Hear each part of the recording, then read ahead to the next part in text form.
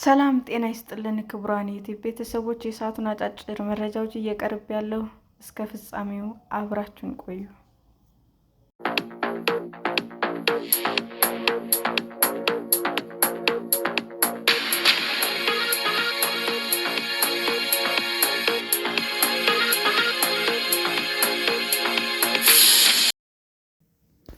ተመራማሪዎቹ ለጡት ካንሰር ክትባት ለማግኘት ምን ያህል ተቃርበዋል? የካንሰር ሐኪሟ ዶክተር ኖራ አልዴሪሲ የምንጠብቀውን ውጤት ለማግኘት ጫፍ ላይ ደርሰናል ይላሉ። ለ30 ዓመት በሙያው ቆይተዋል። ለጡት ካንሰር ክትባት ለማግኘትም ተቃርበዋል።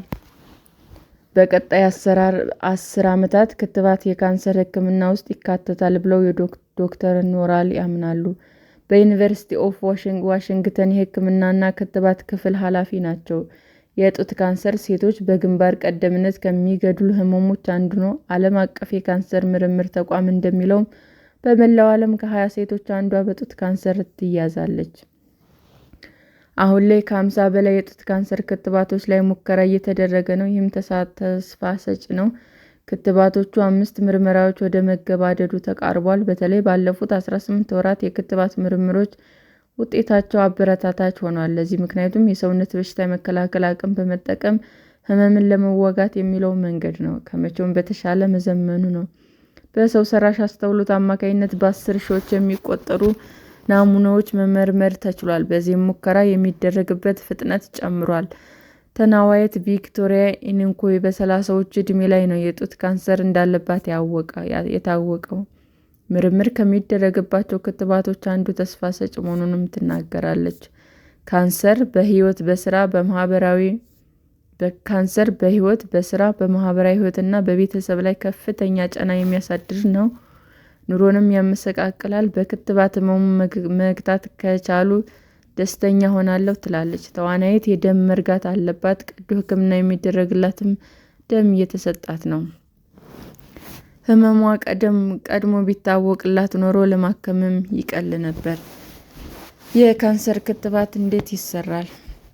ሳይንቲስቶቹ ለዓመታት ካንሰርን ለማከም ክትባቶች ላይ ምርምር ሲያደርጉ ቆይተዋል። እምብዛም ውጤታማ አልሆነም። የኩፍኝና ማጅራት ገትር ክትባቶች ሰውነት ራሱን የሚከላከልበት አቅም እንዲያጎለብት ያደርጋሉ። ሰውነት ራሱን ከቫይረስና ባክቴሪያ የሚከላከለው በክትባት እገዛ ነው። ካንሰርን በዚህ መንገድ ማስቆም ቀላል አይደለም፣ ምክንያቱም ካንሰር የሚመነጨው ከሰውነት ህዋሳት ነው። የካንሰር ክትባት ሲሰራ ለእያንዳንዱ ታካሚ በሚሆን መንገድ መዘጋጀት ይኖርበታል። የሰዎችን ዘረመል በመከተል ክትባቱ እንደሚሰራ ባለሙያዎች ይናገራሉ። ክትባቱ ሰውነትን ፕሮቲንና ጸረ ቫይረስ ባክቴሪያ እንደሚያመርት ያስችላል። በካንሰር የተያዙ የሰውነት ህዋሳትን ለይቶ እንዲያጠቃም ያደርጋሉ።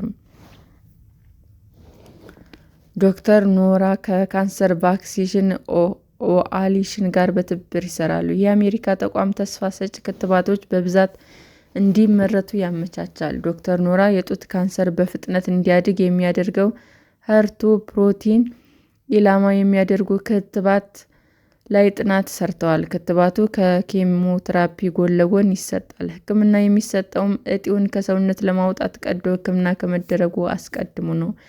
የካንሰር ክትባት የመጨረሻው የሙከራ ደረጃ አልፎ ፍቃድ የሚያገኘው ደረጃ ላይ ደርሰናል ይላሉ ዶክተር ኖራ።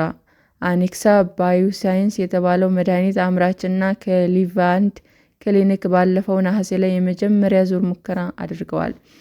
የጡት ወተት ፕሮቲን ላይ ያነጣጠረው ክትባት ነው። ከጡት ካንሰር አይነቶች ከባድ ይሄኛው ነው። በአኔክሳ ባዮሳይንስ የሚሰሩት አኒል ኩምር ከጡት ካንሰር ጋር የሚመሳሰል ፕሮቲን ወደ ሰውነት በማስገባት ሰውነት ህመም ያለበት ህዋስ እንዲያጠቃ እናለማምዳለን ይላሉ። ክትባቱ የእጢ መጠን መቀነስ ከቻለ ቀዶ ሕክምናው ቀላል ሊሆን ወይም ላያስፈልግም ይችላል። ክትባቱ ከካንሰር ያገገሙ እንዲሁም ለካንሰር ተጋላጭነታቸው ከፍ ባሉ ሴቶች ላይ ይሞከራል። ጥናቱ እንደሚጠቁመውም ከ70 በመቶ ሴቶች በክትባቱ አማካኝነት ሰውነታቸው በካንሰር የተያዘው ህዋስ ማጥቃት ችሏል። በክሊቭላንድ ክሊኒክ ውስጥ በሚገኘው የካንሰር ማዕከል የሚሰሩት ዶክተር ጂ ቶማስ ባድ ክትባቱ አነስተኛ የጎንዮሽ ጉዳት እንዳለውም ይናገራሉ። የምርምሩ ሁለተኛ ክፍል በ2026 መባቻ ይጀምራል። ከጥናቱ ተሳታፊዎች ግማሹ ክትባቱ ተሰጥቷቸው የተቀሩት ደግሞ ክትባቱ ሳያገኙ ያለው ልዩነት ይፈተሻል። ባለሙያው እንደሚሉትም ካንሰር የሌለባቸው ሴቶች ወንዶችም ክትባቱን ወስደው በሽታውን የሚከላከሉበት ቀን መምጣቱም አይቀርም። ሶስተኛው የምርምር ደረጃ በመቶ ሺዎች የሚቆጠሩ ህሙማን ላይ ይካሄዳል። ከዚያ በኋላ ክትባቱ ፈቃድ እስከሚያገኝ ዓመታት ሊወስድ ይችላል። የአሜሪካው መድኃኒት ተቆጣጣሪ ተቋም ፈቃድ ለማግኘት የሚወስደውን ጊዜ ለማሳጠር እቅድ ይዟል። ዳይና ኢንስ የካንሰር ክትባት ወስዳለች። ከካንሰር ካገገመች 3 ዓመታት ተቆጥረዋል። ሎተሪ የማሸነፍ ያህል ነው ትላለች። በ39 ዓመቷ የ2 ዓመት ልጇን ታቅፋ ሳለ ነበር ጡቷን የጎረበጣት። 3ኛ ደረጃ የጡት ካንሰር እንዳለባትም ተነገራት። የተባለው ካንሰር ነበር የተገኘባት። ቀዶ ሕክምና፣ የጨረር ሕክምና እንዲሁም 16 ዙር ኬሞቴራፒ ተደርጎላታል። ለካንሰር ክትባት ሙከራ ብቁ መሆኗን ሲነገራት መጀመሪያ ላይ መጠራጠሯ አልቀረም። ሙሉ መረጃውን ካገኘች በኋላ ተስማማች። በሳይንስ ትልቁ ግኝት ነው የሚሆነው ትላለች። ክትባቱ ለማን ይሰጣል? ለእያንዳንዱ ታማሚ የሚሆን ክትባት ማዘጋጀት ተስፋ የተጣለበት የሳይንስ ዘርፍ ነው። ሆኖም ግን ለማምረት ቀላል አይደለም። በሀብታም ሀገራት በካንሰር ከሚያዙ ሴቶች 83 በመቶ የመትረፍ ዕድላቸው ሰፊ ነው። በአንጻሩ በደቡብ አፍሪካ በካንሰር ከሚያዙ ሴቶች መካከል ከግማሽ በላይ የሚሆኑት ይሞታሉ። የክትባት ዓለም አቀፍ ተደራሽነት ላይ ጥያቄ ያላቸው ባለሙያዎችም አሉ። የቀዶ ሕክምና፣ የጨረር ሕክምና እንዲሁም የሌሎች መሰረታዊ የካንሰር ሕክምናዎች ተደራሽነት አሁንም ውስን ነው።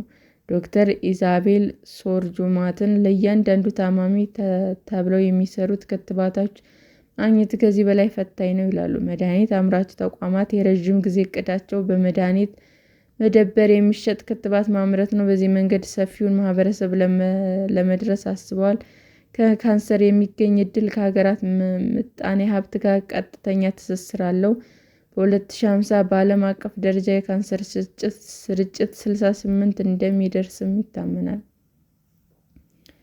የካንሰር ተመራማሪ ዶክተር ጆዋን ሐኪም በየደቂቃው 4 ሴቶች የጡት ካንሰር ይገኝባቸዋል። አንድ ሴት በህመሙ ትሞታለች፣ ከዚህም በላይ እየተባባሰም ይሄዳል ይላሉ። ተዋናይቷ ቪክቶሪያ በተለይም በጥቁር ሴቶች ዘንድ የክትባት ተደራሽነት ላይ የግንዛቤ መስጫ ንቅናቄ ታደርጋለች።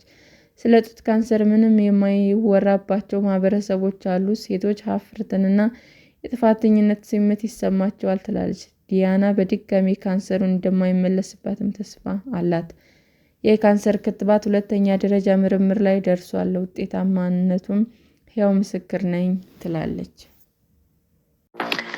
ሰላም ጤና ይስጥልን ውድ የዩቲዩብ ቤተሰቦቼ እንዴት ናችሁ? አዲስ ጀማሪ ነኝና ሰብስክራይብ ያደረጋችሁ አበረታቱኝ። አመሰግናለሁ። ክቡራን የዩቲዩብ አድማጮቻችን ለሰዓቱ ያቀረብኩላችሁ አጫጭር መረጃዎች ይህንን ይመስል ነበር። በሌላ መረጃ እስክንገናኝ ሼር፣ ላይክ፣ ሰብስክራይብ እንዲሁም ቢቀርብልን የምትሉት መረጃ ካለ ኮመንት እያደረጋችሁ ቸር ቆዩን።